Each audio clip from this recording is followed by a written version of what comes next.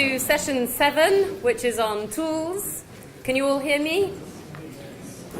My name is Eva Zabey. I work at the World Business Council for Sustainable Development, and it's my pleasure to facilitate this session. My partner in crime is Annalisa Grigg. She's going to be reporting back, and according to my time, we have about 1 hour and 10 minutes to get through this session. So just as a quick intro, what we're going to be talking about in this session is why tools are needed. Why would you even need tools? Is it for decision making? Is it for risk management? Is it for reputational management, maybe in a company? Or is it just operational or legal requirements? So why you need tools? Who needs tools? Is it businesses, finance, communities, or consultants? And within these organizations, who within the company actually needs the tool? Is it operational? Is it strategy? How are tools being used? And how rigorous do they need to be? How generally accepted do they need to be? Or prescriptive? And do they have to be standards? I've replaced you, James. It's all right, you can help too. Come in. And what already exists in the toolbox as well, and how many of us will be satisfied customers with the tools that we already have at hand. So we have two flip charts, one with challenges of uptake of tools and barriers to risk. So Pieter from IUCN Netherlands is going to help with that, writing those up. And solutions on this side that Eva from the European Investment Bank is going to help jot up as we go through. So we have something special and exciting in our session today, which are coloured paper, certified, you'll be pleased to know. 3 colours, green, yellow and pink. And the reason for this is that we wanted to get a sense in the room of what you think on a few topics, and also to keep in mind as we go through, if you have a question, or even any of the panelists have a question that you want everyone to vote on, think about it, and happy to get everyone to vote on it. So Rachel is going to take out her phone and take a few pictures of you voting too. So that was just a reminder. We've got 5 excellent panelists ready to share with you some practical tools that they've got in their pockets. And I'll introduce them in a minute. Okay, so just to get ready with these paper, the voting, we're going to do a test vote first, just to get used to voting. This is an extremely serious question I'm going to ask you. Okay. Does anyone in this room remind you of any other inhabitants of the zoo? Okay, green if you think lots of us do. Pink if you think only a couple people in the room, or yellow, you're too polite, or you think this is a silly question. Vote now. Okay, lots of green. Who put up? James, because you decided not to take there. You put green. Can you pinpoint who you think in this room?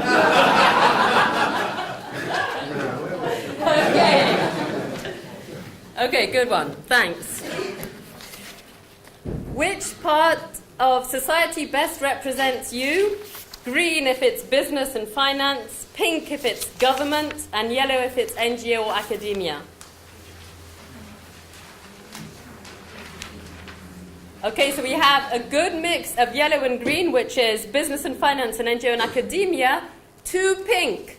Would you mind sharing who you represent from government, please? Okay, and?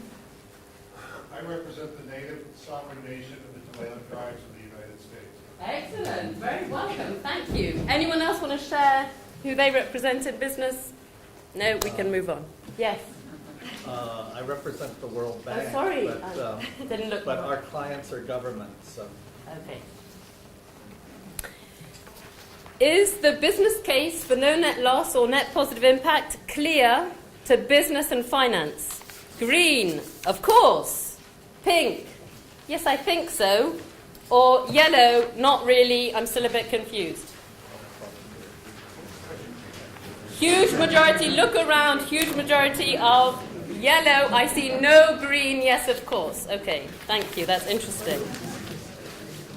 2 more questions. This was one that came up in plenary and there was a request for a referendum, so here we go.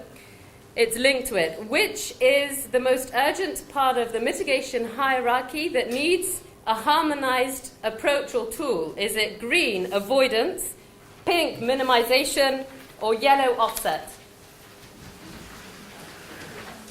Someone's being clever in the back. Okay, we've got green, avoidance, much more on avoidance. Look around, more on avoidance than minimization. Stuart, please care to explain? 3 colors. All of it. Yes, that's true. That's true. So the concept of prioritizing is a challenge, perhaps. Interesting. Last question before we move on. This is a bit of a tricky one, maybe. Well, I don't know. So we're saying companies should assess their impacts on only green, only issues that are material and relevant for them. Pink, every issue related to biodiversity and ecosystems, whether they're material or not. Or yellow, whatever WWF tells them to assess. Or for that matter, IUCN or TNC. Okay. So green, only what's material. Pink, every issue related to biodiversity ecosystems. Or yellow, what someone who knows what they're doing tells them. Lots of green and pink. Does anyone want to comment on why they put green and pink or yellow? There are a couple of yellows. Please, anyone want to comment on this before we go into the panels? Yes, sir. I think. Do I have to use the mic? No, yes. Sorry, yes. 3.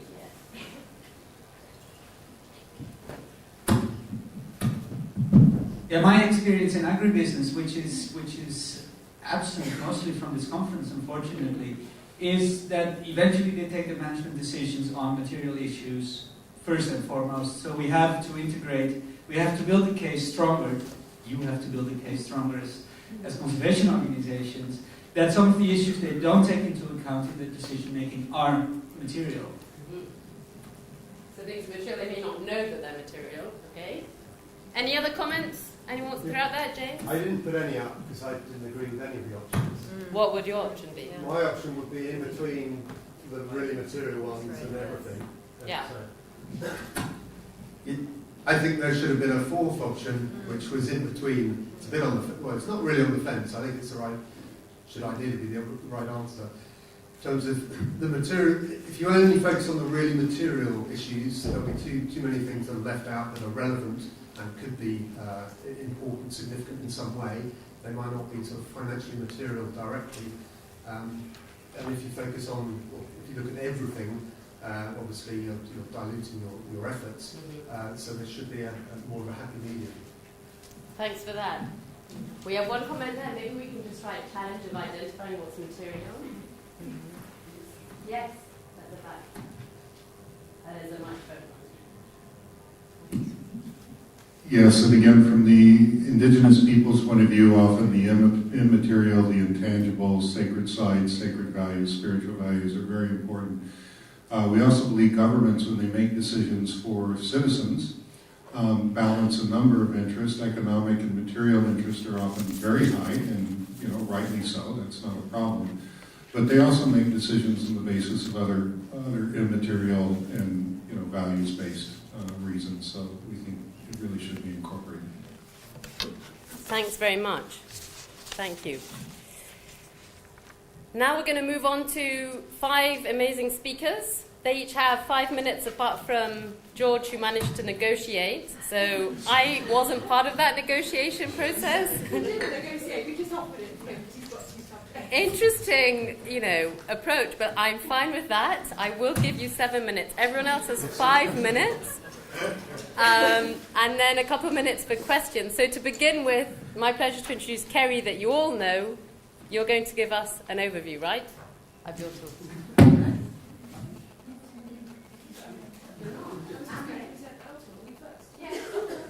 Oh, sorry, Lee. Oh, I'm sorry. No worries. an overview of the session. And if you want. I vote. Well, you weren't, but now you are.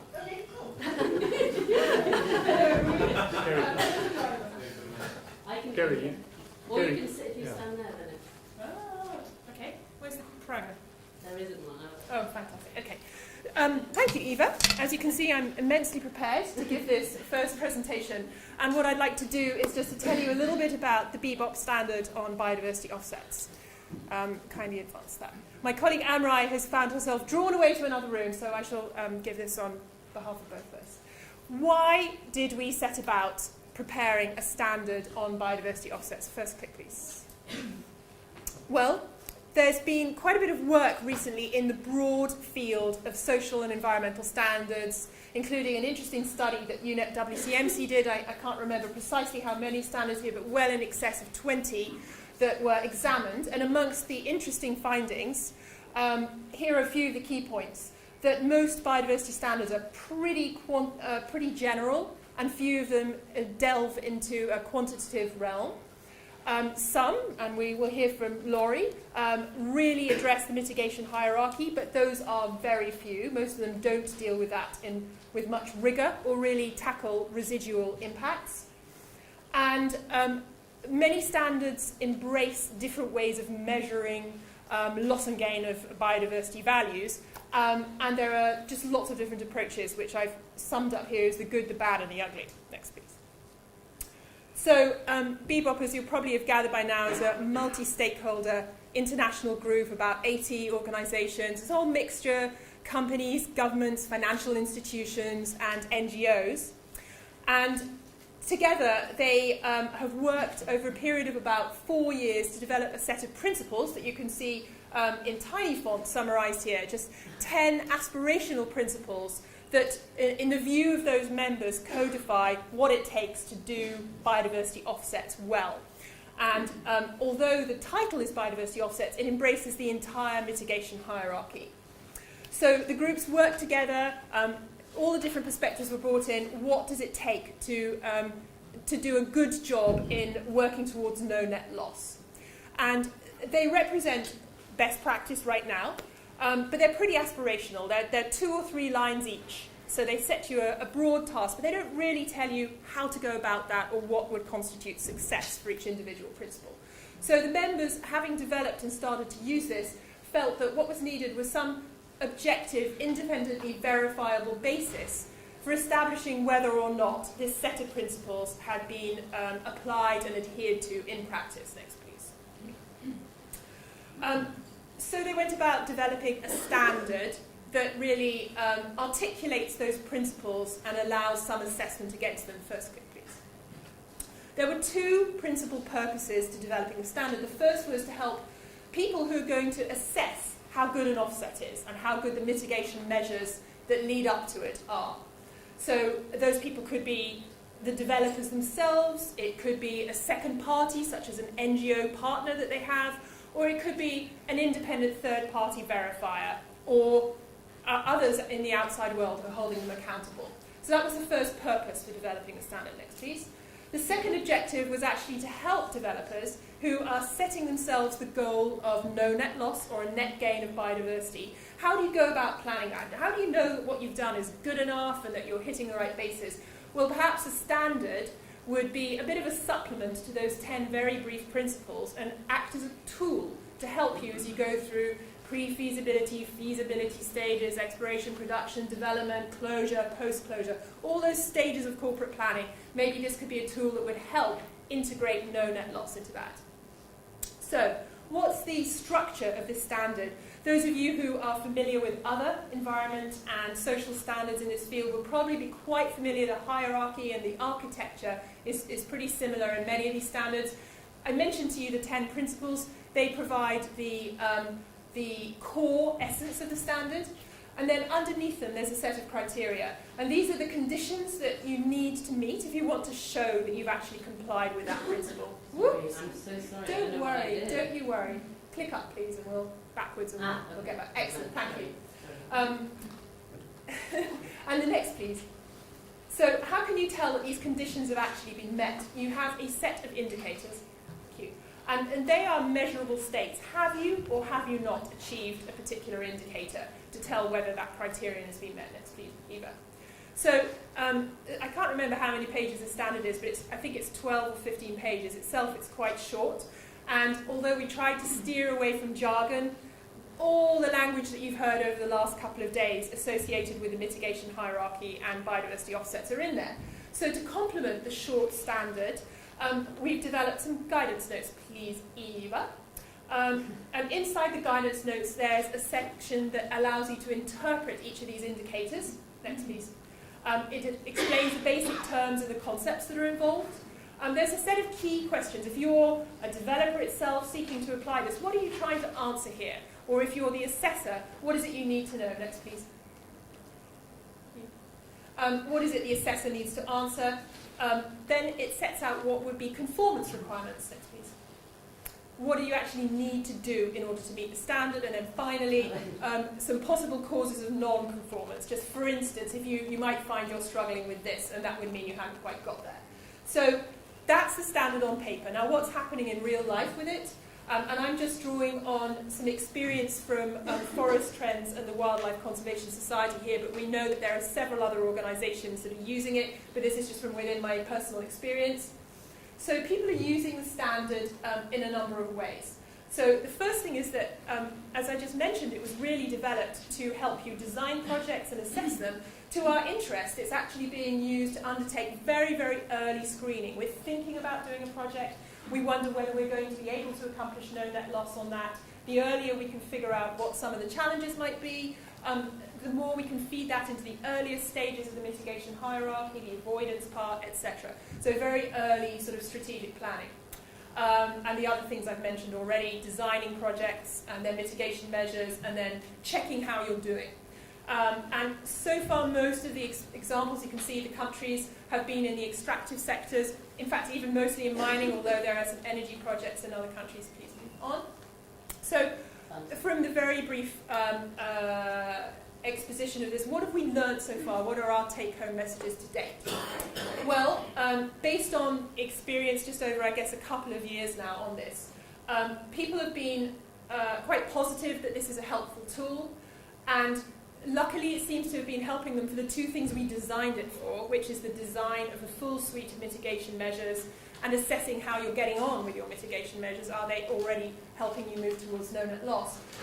But then we quite frankly hadn't expected that it would be used as a sort of pre-screening feasibility tool, and that's been one of the biggest uses so far. So unexpected things come when you develop these tools. And we've been able to adapt a little bit to that. If you're curious to find out more, we published a couple of little reports in time for this meeting with a couple of the projects. Ambatovi you've heard about in the last couple of days, big mining project in Madagascar. Strongman is a coal project in New Zealand. And this is just very much part of a package of tools. I've just drawn the standard to your attention, but there's a suite of others. It's a version 1. I'm sure our colleagues will talk about the iteration of the different tools and processes they're developing. We love to learn more. We want to make it better. You only get to do that based on feedback from people who are actually using it and reviewing it. So it's very much an open process, and we'd love to get your feedback and suggestions. Thanks very much.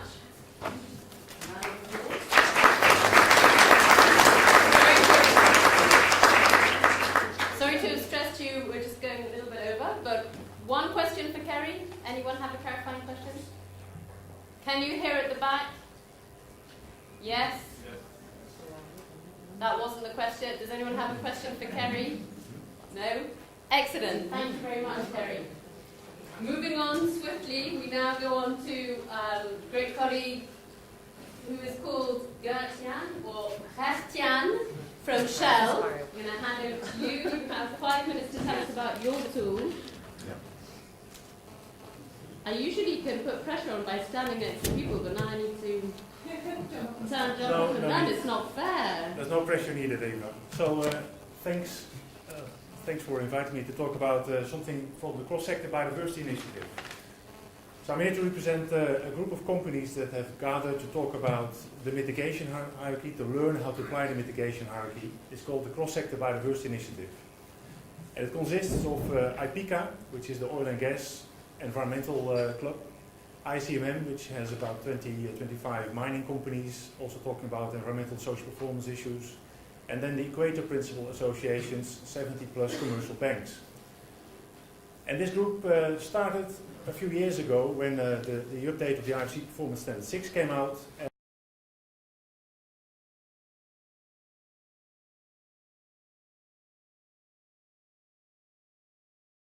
provides a very important external benchmark for our industry, and we want to learn how to apply the standard in our projects.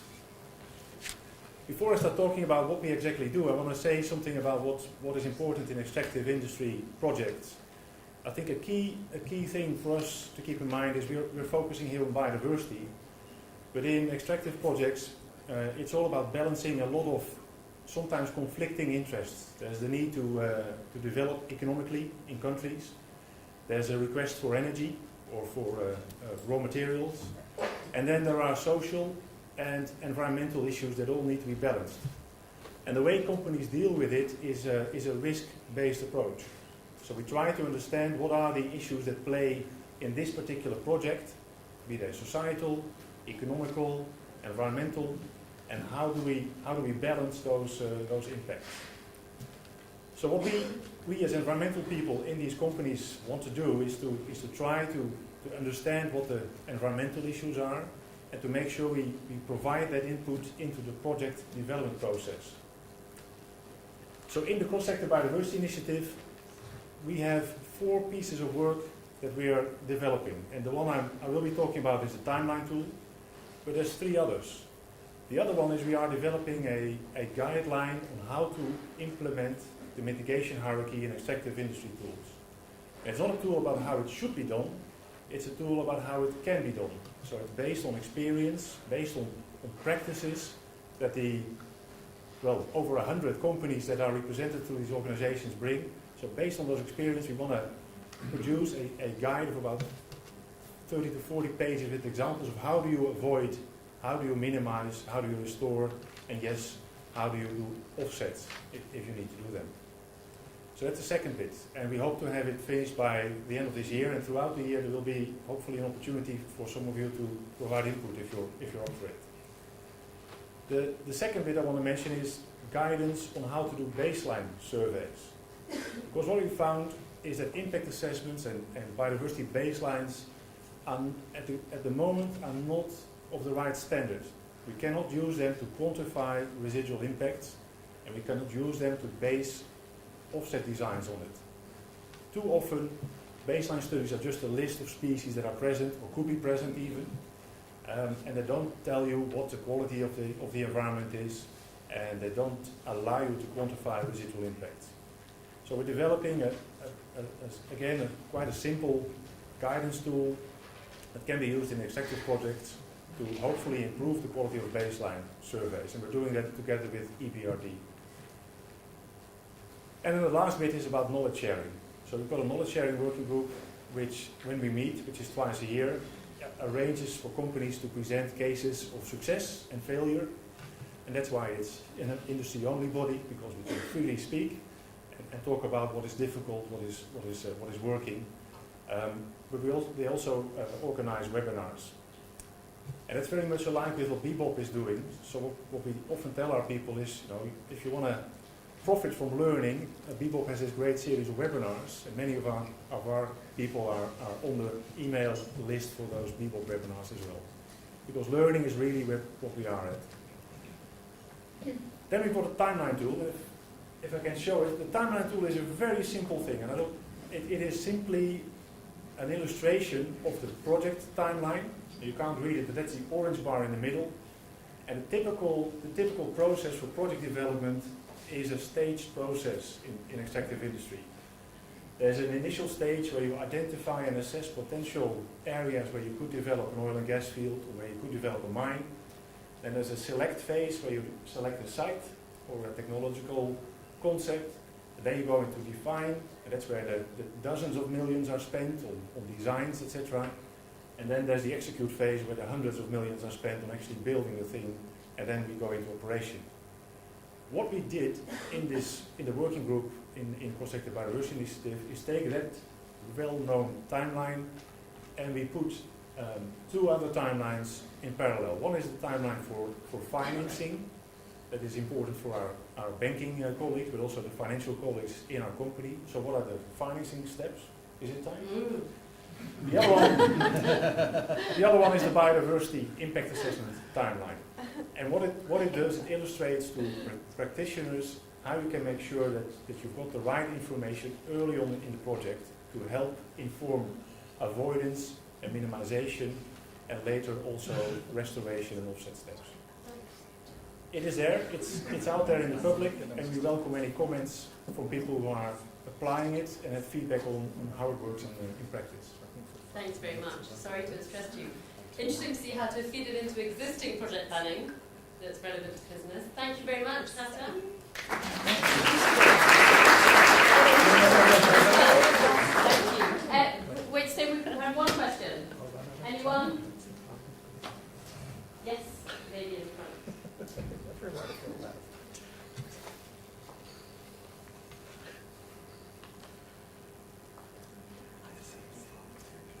Or not. No. There's Emma Wilson, the International Institute for Environment and Development. I just wanted to know whether you use the tool for other aspects of related to the ISHA, because this looks like a very effective management tool potentially with the timeline and so on. And whether your working group works with other working groups that would definitely be related to issues that affect biodiversity as well. The timeline tool is really about biodiversity issues, but the content, of course, is also relevant for social and other environmental aspects, so people can use it. And this is really how we work in our companies to tackle these issues. So it is used for other projects, other topics as well. Thank you. Thanks very much. Next up is George, right? Laurie? George first. Well, you want to go first? What have you decided? No? Give it up to my colleague, my esteemed colleague. Okay, George, for some reason, you got 7 minutes. Right. So right. Go ahead, you've got 2, you don't need any time. No microphone needed, okay. Yeah, so I get 2 bonus minutes because I get to talk about a bonus topic at the request of the conference organizers. My first topic is the World Bank's Biodiversity Offset study, and the second one is on the safeguards review and update process going on at the World Bank. That's the bonus topic. So the Biodiversity Offset study is ongoing. We call it a knowledge product. It's financed mostly by Pro4, the World Bank's forestry program. A handout was passed around. I believe you've seen it. It's called Public Information Note, Ongoing World Bank Study on Biodiversity Offsets. I want to talk about why are we doing this, what will the study produce, and the status of work in progress, very briefly. We're doing this for 2 reasons, 2 main objectives. One is to facilitate the appropriate use of biodiversity offsets by providing user-friendly information to World Bank staff, to our clients, which are governments, to development partners, other development agencies that want to use this, other development practitioners, other interested stakeholders. We see biodiversity offsets as a promising but underutilized tool. To date, it's been used mostly for hydroelectric dams in terms of public sector funded projects. A few other kinds of infrastructure, an occasional road project here and there, but mostly it's been dams. And there are a lot of other things that it's suitable for in terms of public sector projects, but there have been, I think, some information constraints to using it, so we want to reduce those information barriers by providing this toolkit and sourcebook. Secondly, we want to suggest ways forward for aggregate offset systems. There are a lot of potential advantages to aggregate offset, reducing the transaction costs so that more of it gets done, addressing cumulative impacts of multiple projects, optimizing support for conservation areas across different parts of a country or other planning unit, rather than just an ad hoc approach that might not optimize that, and scaling up money for biodiversity at a time when We know that most governmental funding for biodiversity is flat or even declining, and to the extent there's been new money by governments, it's largely been addressed towards climate change rather than biodiversity. So secondly, what will this study produce? First main output is the offsets, Biodiversity Offsets Toolkit and Sourcebook. The Toolkit will be very brief. The Sourcebook will be more detailed with examples and references. Basically what they intend to do is explain what are offsets, when should offsets be used, how to do them well, and other things related to offsets. We'll make heavy use of the information from BBOP and other sources that have done a lot of work on this. We'll give credit, of course, and the idea is to get World Bank staff and people inside and outside the bank doing development to be more comfortable and familiar with doing offsets so that they get done when it's appropriate to do them and in ways that work. And the second thing is that the study would produce is country roadmaps for doing an aggregate offset system. We have 2 country pilots, both in Africa, because I'm based in the Africa region. One is for Liberia, the other is for Mozambique. We've talked about how aggregate offsets are a great idea, but mostly they haven't yet happened. So we're trying to see if, by producing a roadmap that would show if government wants to do them, here are the steps towards getting towards an aggregate offset system, and to see if that's possible. And so the status of the work in progress for this study. In the case of Liberia, that's the most advanced. Those of you who went to session 2 saw a presentation on it by my colleague Kirsten Hund and our excellent consultant Sally Johnson. The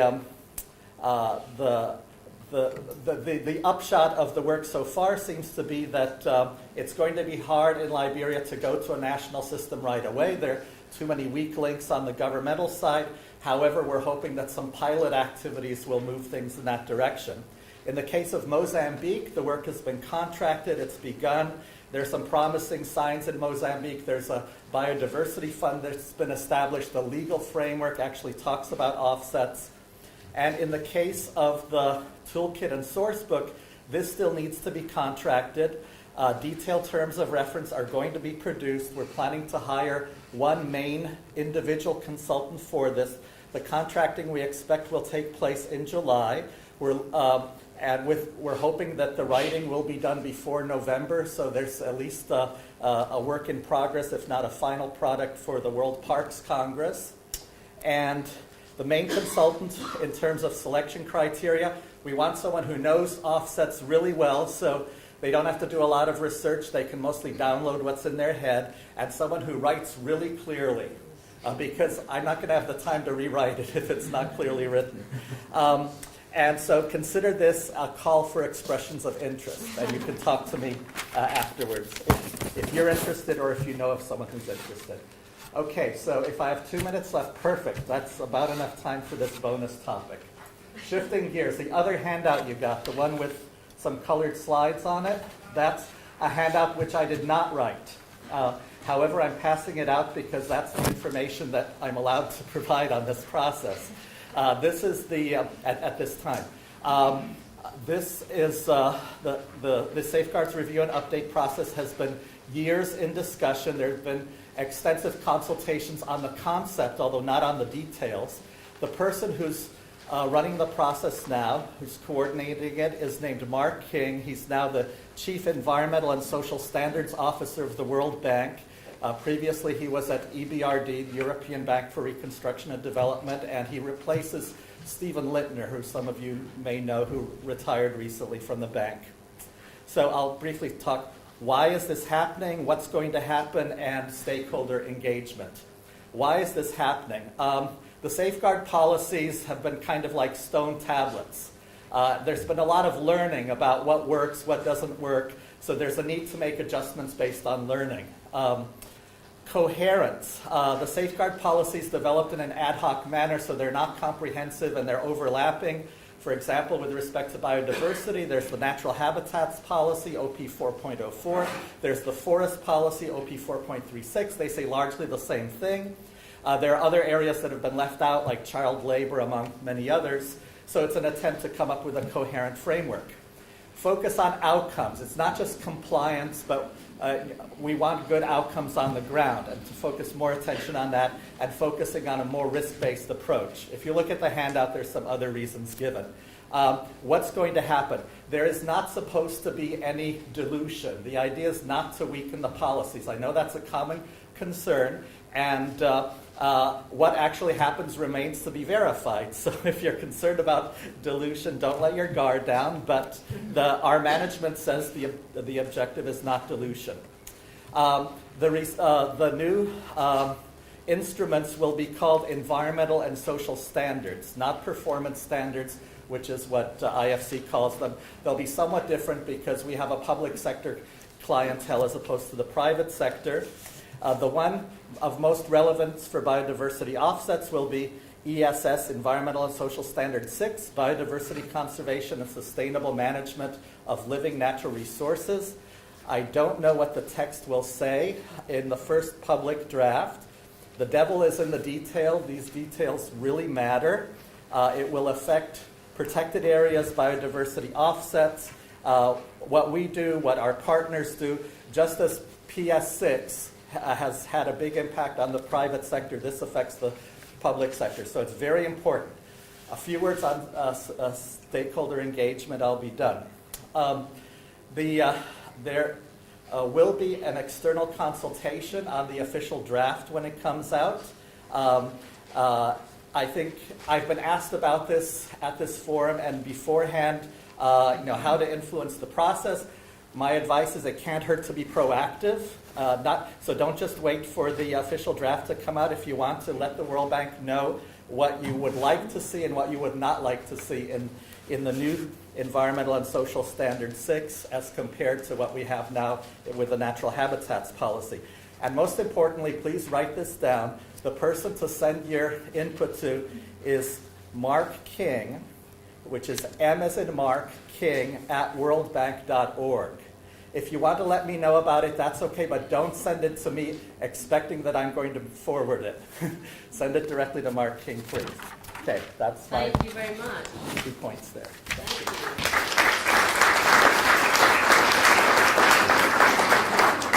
So calls for reviewers, writers, and not to send emails to George directly. Thank you very much. Does anyone have one question for George? You can get one question. If not, thank you very much. A complex amount of, lots of work going on there, right? We're now going to move on to Rachel from IUCN. I do realise I've been very rude and not introduced anyone properly and just used first names. But they're in the pack, you're fine. It's saving time. Rachel, IUCN, great friend, I'm going to put up your slides. She's going to tell us about the IUCN Knowledge Products. Okay, so my first confession is that I don't actually work on IUCN Knowledge Products, so if there are any technical questions at the end, I might just note them and get back to you later. But I am really proud to talk about IUCN Knowledge Products because I think that those products that have been established as useful within the area of conservation management and for the business and government sectors. What I'm going to do is basically, first I'm going to talk about how we develop knowledge products, then I'm going to talk about 4 different knowledge products, 2 knowledge products which are more established, and 2 knowledge products which are quite new, which are looking more at stakeholder engagement and in the consultation phase, should we say. Still this. No, back, not finished yet. Thanks. So IUCN knowledge products are delivered with what we call our one program approach. That means that it's delivered with contributions from over 10,000 volunteer scientists who populate the 6 IUCN commissions. There's input from the Secretariat staff and also from IUCN member organisations, be they government, NGOs, and in addition we have contributions from partner organisations such as UNEP, WCMC is one that springs to mind, but not exclusively. So all these different areas of the IUCN network come together to produce independent, robust IUCN tools which are freely available for non-commercial application and for conservation use. Next slide, please. So I'm going to talk about a few of these knowledge products. Some of them, as I say, are advanced, published and widely used. Others are really in the inception phase, and we're beginning to talk about them and have consultative discussions about them with different partners. The first tool that I'm going to talk about is the Red List of Species. This is probably IUCN's most well-known tool. It was developed over 50 years ago, and it's used widely in terms of conservation.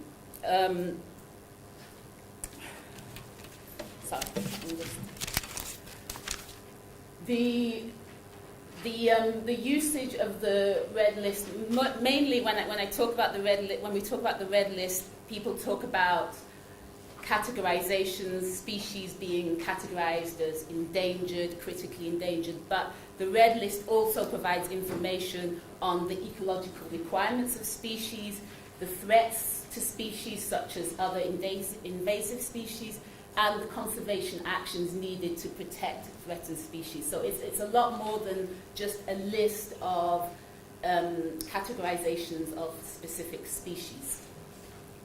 The Protected Planet and the World Database on Protected Areas, I'm not really going to go into because basically it does what it says on the tin. It's a list of protected areas, national parks, World Heritage Sites. Oh, sorry. National Heritage Sites, Ramsar sites that are in the World Protected Planet. So we'll not go too far into that. The next knowledge product that I'd like to talk about are key biodiversity areas. This is an IUCN. Sorry, do you want me to use that? No, thank you. So,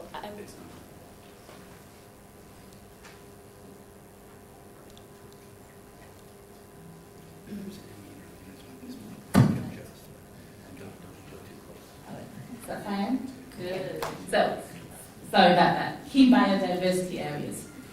Key biodiversity areas are a standard to identify areas of global significance for biodiversity.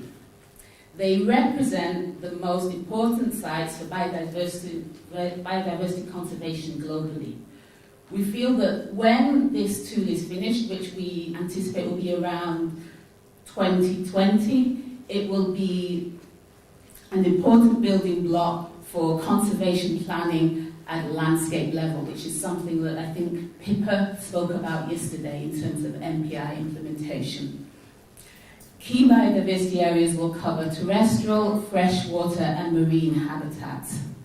At the minute, we're currently undertaking final consultations to consolidate the criteria to identify key biodiversity areas. But we do have some countries that have already been mapped out as pilots, such as Senegal and Venezuela.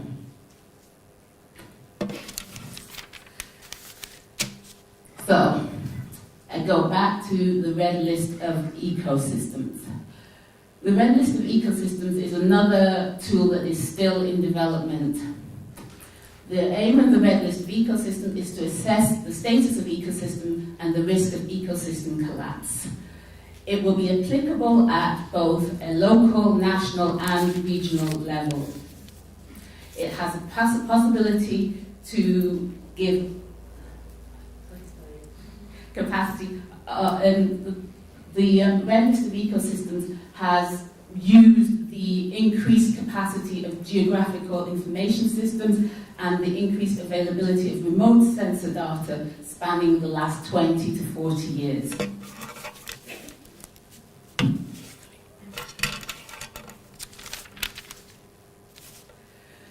The Red List of Ecosystems team are currently working on classifying and documenting the status of the world ecosystem, focusing not just on endangered ecosystems but also on thriving ecosystems with the aim to highlight good practice in ecosystem management.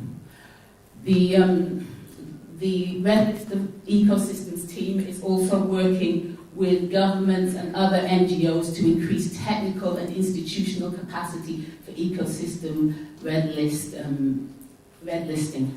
But the aim is that there will be a team of experts that can go to different regions and different countries and share experiences on listing red list of ecosystems.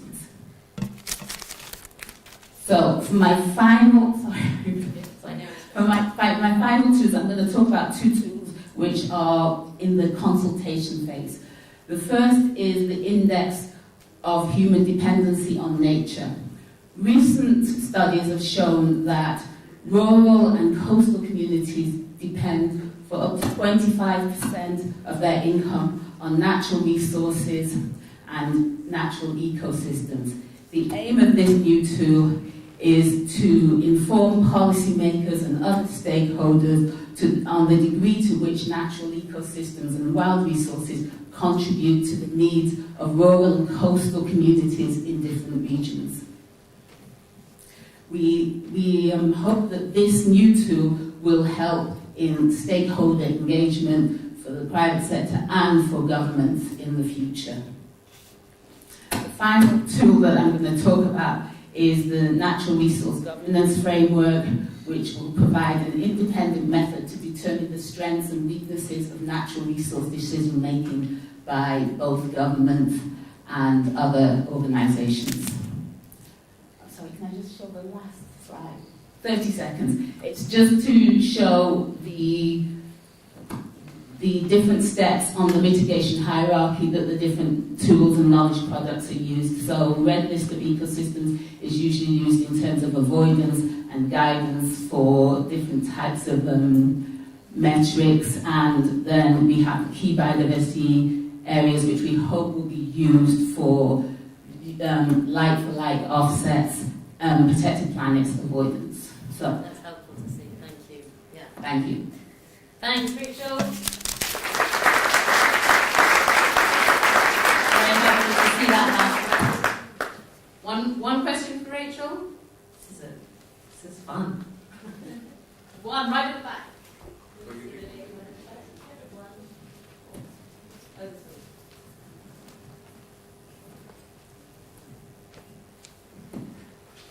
We have one question. Hi, this is Sandra Bell from Friends of the Earth. You mentioned the new tool for the Index of Community Dependence on Nature. Is that purely a monetary measure? And if so, how would you take into account the values to communities that can't be measured? No, it's not a it's not a monetary measure. It'll measure the use of natural resources as well. Okay, so I thought you mentioned a kind of income. Well, what I was talking about some results from reports that had shown that up to 25% of income comes from natural resources and ecosystem services. But the actual tool will look at the dependency of local communities and coastal communities on natural resources and ecosystem services. Yeah, thank you. Thanks very much, Rachel. Our last speaker, which is self-inflicted pain to want to be last, but Laurie from IFC is going to share some reflections. Thanks. Eva. You don't need to put that. You're negotiating already. Yep. Go. Okay. Thank you. Good afternoon, everyone. My name is Laurie Konzo. I work for the International Finance Corporation of the World Bank Group. Thank you, Eva, for inviting me on this panel. I'm going off the grid. I'm not talking about Performance Standard 6. We've been talking about Performance Standard 6 for a long time, and there's a lot of people in this room that know Performance Standard 6 as well as I do. So we're going to talk about other things. We're going to talk about vision. We're going to talk about what we need to progress this conversation forward into the next level. At least my opinion, my vision of the world. So I will say for those of you who don't know that Performance Standard 6 is a standard that's IFC standard, and every time that IFC lends to companies, we implement this standard. And the standard is also the backbone, or all of IFC's performance standards are the backbone of 78 other commercial banks. So IFC does $19 billion of business last year, the last fiscal year, which isn't that much for a private sector financing institution. But the 78 other commercial banks also follow our performance standards. So do about 32 other export credit agencies from OECD countries. So it's quite a reach, and it's quite leverage. But beyond Performance Standard 6, with respect to all of these tools, what do we need? We can have 1,000 tools. We can have 1,000 standards. But it won't make any difference unless we have people. We need human resources in our movement. We are in desperate need right now for people who know ecology and biology and know industry. If we don't have this, we're not moving forward. And we don't need people. We need an army of people to make this happen. So I'd like to just speak generally about the profile of the type of people we need. We need individuals, first of all, who want to try something different, who want to go off, who are not afraid to try new things, the ones that want to find new ways, new approaches, new paradigms to addressing the challenges of today, that want to do something different. The profile that we need. First of all, number one is a strong foundation in ecological and biology. I'm talking about on-site biodiversity management here. So going into the field, working with companies, and trying to find out how to do better infrastructure and to integrate that infrastructure into a landscape in which you have development outcomes and which you have conservation outcomes. So the people that need to be part of the army are those, number one, the army that I'm recruiting at least, and there's other armies, are those who have a foundation of ecology and biology, number one. Number two, good communicators, really good communicators. Number three, practical. You gotta be practical or you're never gonna last. Number three is a great negotiator. You gotta be a great negotiator. Number four is a willingness to compromise, and that's important. And sometimes it's really hard to do, but if you make the right compromises, and they're making the right compromises, that's the negotiation. The next thing, and this is the most important thing, is to see other people's perspectives. And this I really want to hit home. We need to be able, in order to move this further, we need to see the world through other people's eyes. Nothing less than that. That's philosophical, kind of, but not really. That's exactly what we need to do. If we can't understand what drives the construction engineer, what drives the financier, what drives the CEO of that company, if you can't understand what is driving that person, we will never be able to really shift the problem. So that is addressing, Eva, your question of challenges to uptake. That's the first piece. The second piece, getting a little more, down to earth here. What I think we need, what I think PS6 needs, and what I think we all need, really.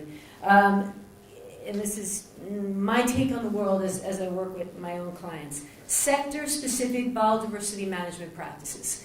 The kind of business and biodiversity debate, the clients with whom I work, let's say, and I work across all sectors, I don't really find them responding to that, to be quite frank. They work in their sector. They don't know anything about other sectors. They know their sector well. So this is what I think would be helpful. Examples. Let's talk examples. Better curtailment strategies for the wind sector. Okay? Better wind turbine technology. On-demand shutdowns. This is minimization. This is really minimization. We talked about on-site minimization in the past, yesterday, today. This is on-site minimization. It needs to be here. EcoFlow, better ecological flows for hydropower. Most of the time, half the world is talking about a 10% all they do is say 10% of the ecological flow, that's enough, that's good practice. That's all they say. That's what companies are doing. Let's talk about HCV from my colleague here in the agribusiness. High conservation value. Let's talk about progressing the HCV assessment so it's more landscape assessment, which almost no one is doing. Let's talk about exploration companies. We started talking about that yesterday. What does an exploration company in the mining sector need to do before it sells off that asset to a major company? Let's talk about oil and gas and seismic. What do you need to do for underwater noise? What do you need to do for more better pilot driving? These are the topics. Linear infrastructure, this is my favorite. This is the one I've been working on for a long time. Underpasses, overpasses, canopy bridges, induced access management. You want to talk about materiality? What is materiality? Indirect impacts, linear infrastructure. You have all sorts of indirect induced access, people coming in migration. How are we dealing with that? Where are the good practice for these on-site minimization measures? Very difficult to find this stuff. Very difficult. You got to know people. Linear infrastructure is one more word on this. What works for roads? What works for rail? What works for underground pipelines? Those are three totally different impacts. And for me personally, I'm looking for those kind of documents, sector-specific documents that outline all of this stuff. What is the best practices?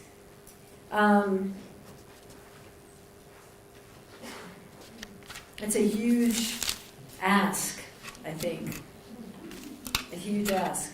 But I really think it's where we need to go. Thanks, Laurie.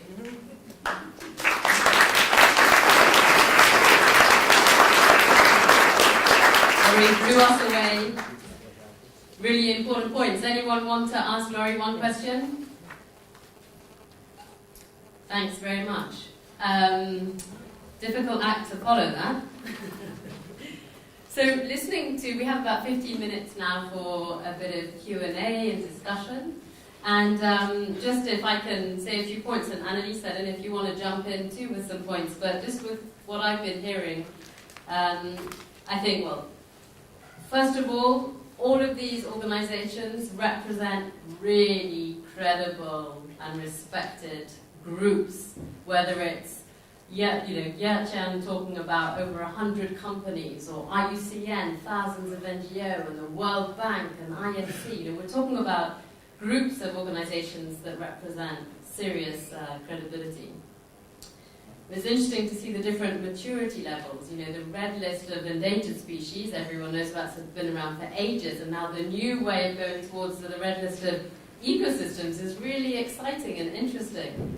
The World Bank, and we'll talk about in the next few months, something coming out this year, drafts. This is really exciting times. But then we also talked about IFC. Laurie didn't want to talk about it because everyone's talking about it. So that's really interesting in the timeline too, which is relatively new as far as I understand. And then different scopes also that we heard about. IUCN's knowledge products are very broad when you think about it. They can take you through the whole way through the mitigation hierarchy and help you with that. World Bank was focusing more on offsets. And then if you talk about the performance standards as a suite, it's broader again. And also what Laurie is talking about of sector-specific, what is the scope, and should we be really focusing on sector-specific? So a really interesting range of presentations covering different perspectives. So with that, I'd like to just open up. I don't know if before I do, Annalise, would you like to chip in at some point? Okay. Any panelists, any reactions from you want to chip in? And yes, and people.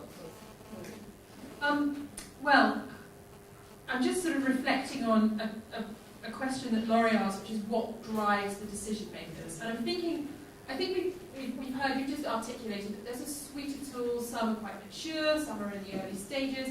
We do begin to have them. I'm really interested in how they're used and whether it's actually the tool that's going to help us resolve the problem. So, in terms of what drives decision makers, maybe if we think a little bit about financial transactions and the use of PS6 and the timeline tool that CSBI is developing, there seems to me to be a challenge, and I'm not sure whether it's a question of improving our tools or our decision making. Just an experience I've had in being involved in a number of big projects when they meet their investors. The timeline between the beginning of your graph and the final investment decision is often very short, because it could be some way into a company's evolution that it meets its financial partners. There's great pressure to close the deal. And it's quite difficult to do everything that it says in PS6 or in the BBOP standard or whatever within that short time frame. And the question is, it's not a problem with the tools, I don't think. It's the decision-making process.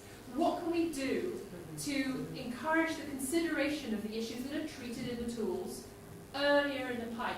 Is there anything we can do, or are we stuck with that crunch that I personally see a lot with big projects, where you inherit the challenges and you've got some tools at your disposal, but no, you can't really challenge the decision-making time frame to do this. And I don't know whether that's something that resounds with you, whether you share that with panelists. Thanks, Kerry.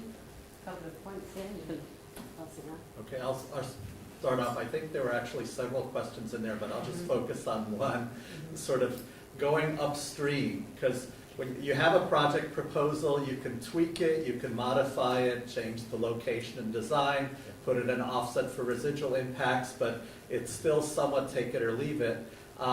You want to go upstream to have a better sense of what kinds of projects should you be doing and where at a national level or at a sectoral level.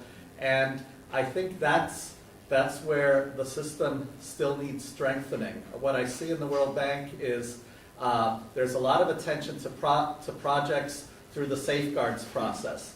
And there's a lot of discussion of this very upstream stuff at the conceptual stage about like national income accounts, what's called waves,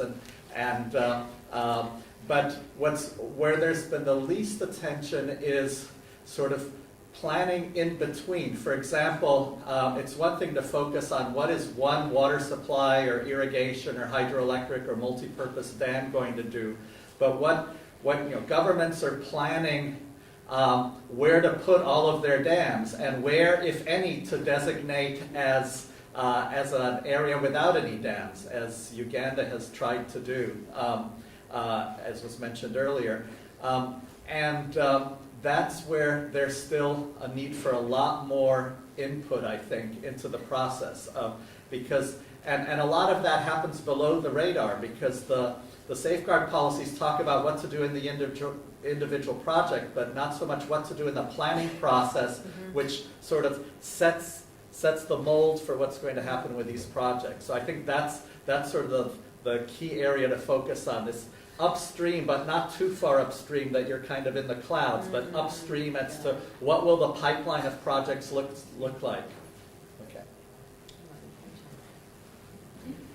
So she was spot on, but I also think that we made a lot of progress already. So this is we're not at the end of where we want to be, but in companies like the ones that are in cross-sector biodiversity initiative, front-end loading is what we call it. It's all about going in early and making sure you're involved with the people who are looking at potential leases, potential licenses, and find out what the issues are, both environmental and social, etc. And there are examples now, but we don't talk about them, but there are examples where we make decisions not to buy a lease because there are societal or environmental issues. So front-end loading is happening, and it's the major avoid step. And it is happening. But you're right, there are still projects that go through, and then we suddenly find out still, because we're not perfect, that there are issues that we need to tackle. And it's not about more tools, it's about applying them early. And what we need to do, both inside the companies and outside the companies, is keep making that point. And keep making the point that if we don't get it right, there's trouble to come. Because that's what ultimately is the business case for wanting to do this right.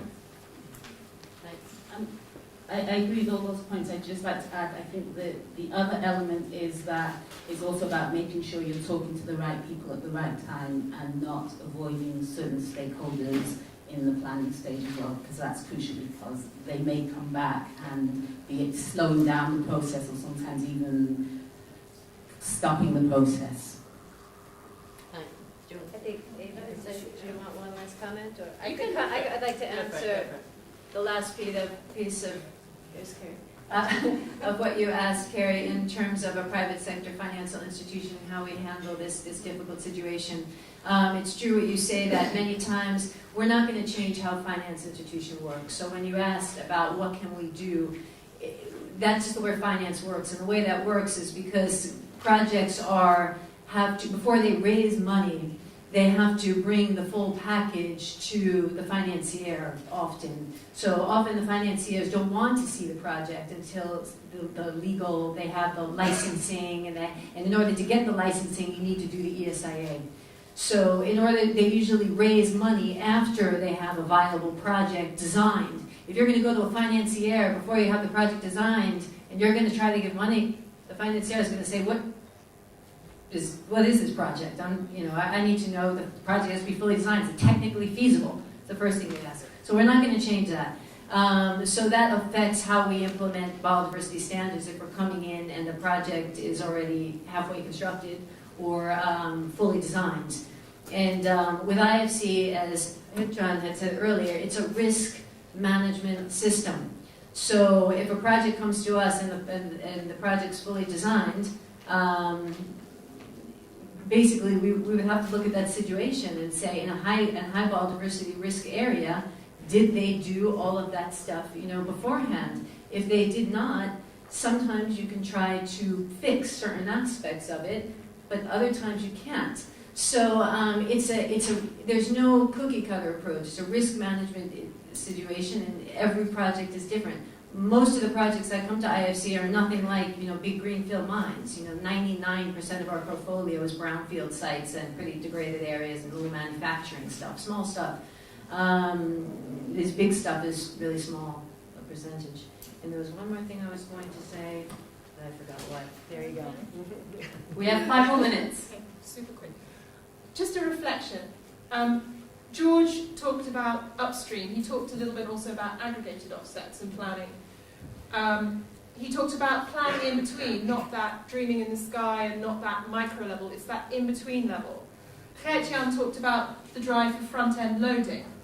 And in this room, in the session before, we had a policy roundtable. And it seems to me that a lot of this is to do with engagement with government and strategic environmental assessment and regional planning. And we're here in the UK, you've heard that offsetting is on the cards at the moment as a discussion. And an observation is that we're stuck without that middle level of spatial planning, as far as I can see. In this country, at least, we've got quite a lot of policy, prescriptive housing targets and everything at the national level. We have a localism bill. A lot of the national planning policy framework is right down at the local level. We don't have regional spatial strategies anymore. But it seems to me that the context for a lot of this is dialogue between developers and local communities and government, and you need a kind of landscape level planning that we've been talking about. We need that going on at the regional level, and I think we lack it in a lot of places, and I wonder what everyone thinks can be done to bridge that gap. Thanks, Kerry. And I mean, also just in terms of time, because I'm on the 12:45 timing, and we're on the 12:45 timing for lunch. Mm-hmm. Yes. So that leaves us just a few minutes. So does anyone have any questions they want to add? There's one at the back. Maybe we take 2. Yeah, 1 and 2. Gentleman over there, and then we can have answers and feedback by each panelist. Mariana Sarmiento from WCS. One of the challenges in decision-making processes or policy processes is to get that feedback loop between those standards or those policies that are set and then what happens on the ground, and how can we learn from either pilot projects or just the project themselves that are going on.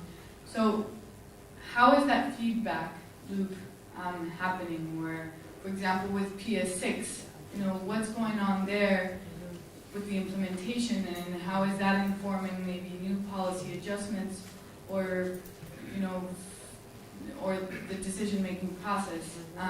The same thing with Shell. You guys created this timeline and this way of synchronizing the different aspects, but I guess how do real projects on the ground, how are they feeding into kind of some of these internal discussions?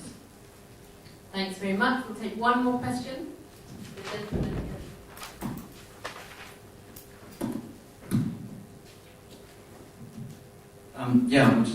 Key point is that a lot of what has been described is trying to do something in a knowledge vacuum in terms of biodiversity. And I think governments and business need to work much more together in terms of getting the key biodiversity data to underpin a lot of what's been discussed.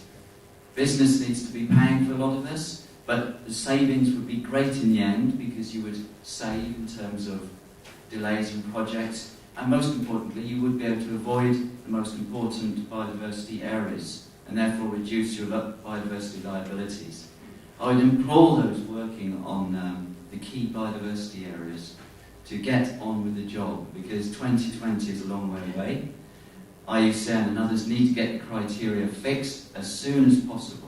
There are many countries that could start identifying the biodiversity areas now. So I'd like to ask for this to be recorded in the minutes of the meeting, that this is a very urgent action. Thank you for that. Okay, so now to wrap up, I'll give...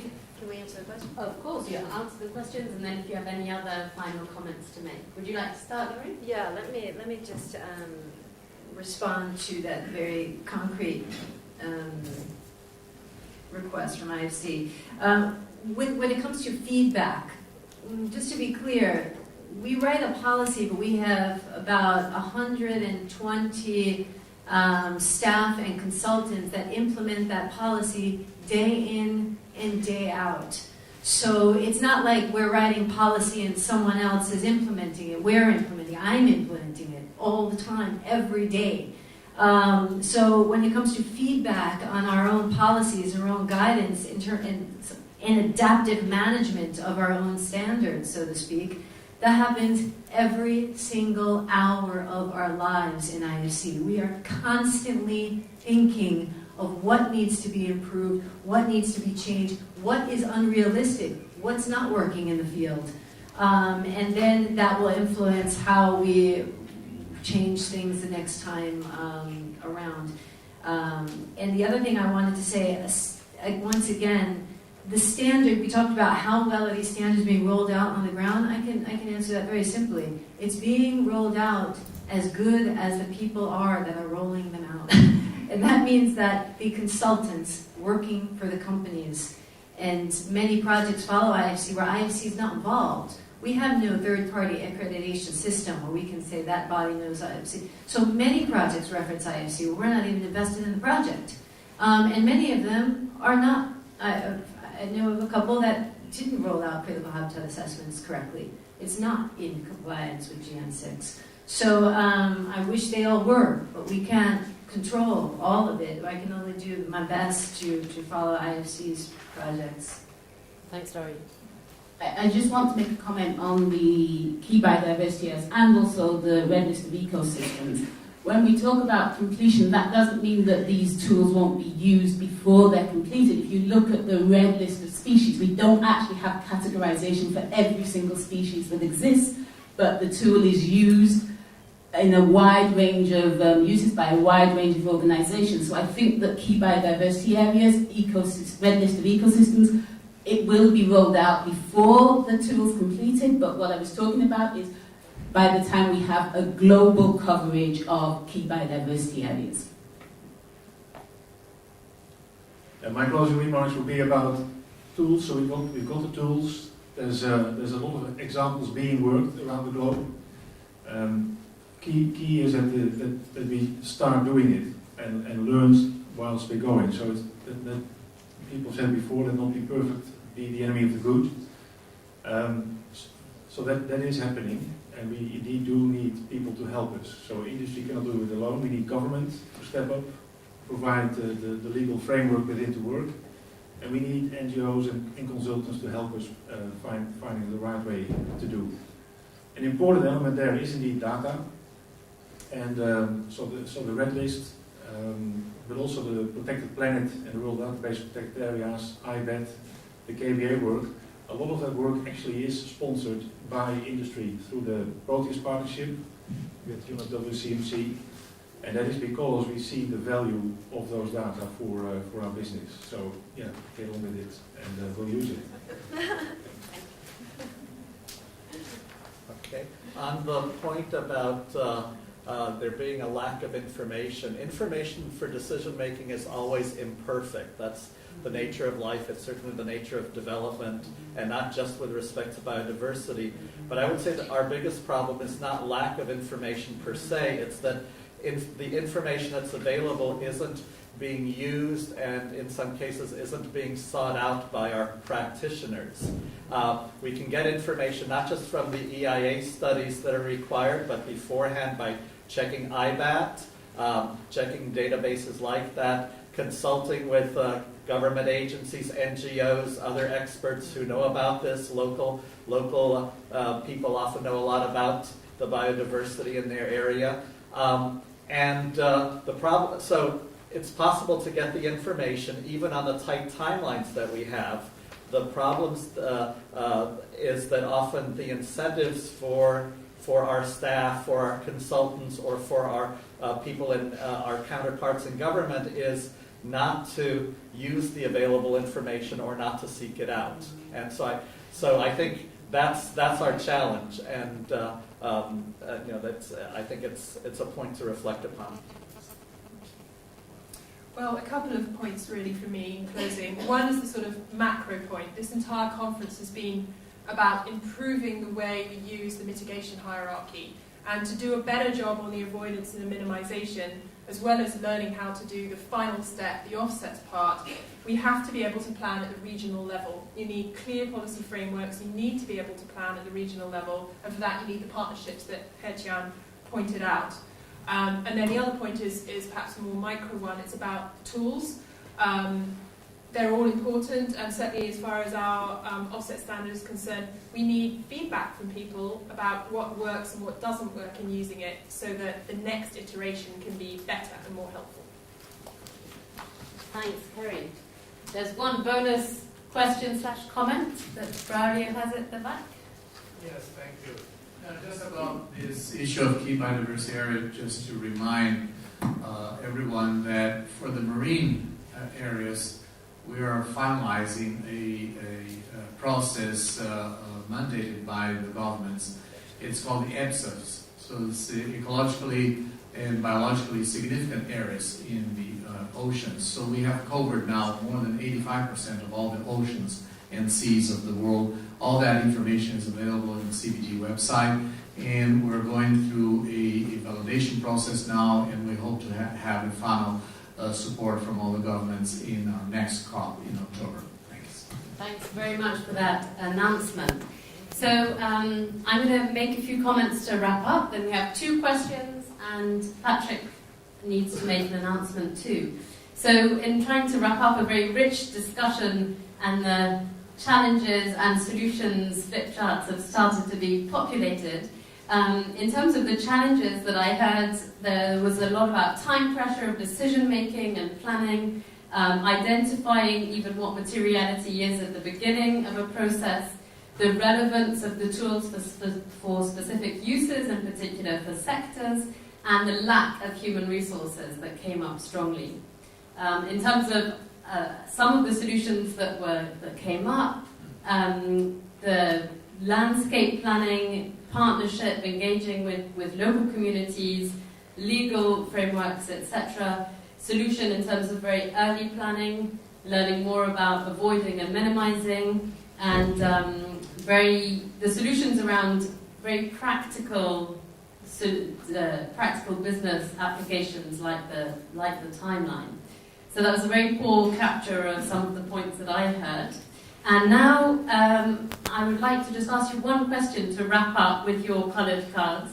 Do you actually think you have the tools you need now?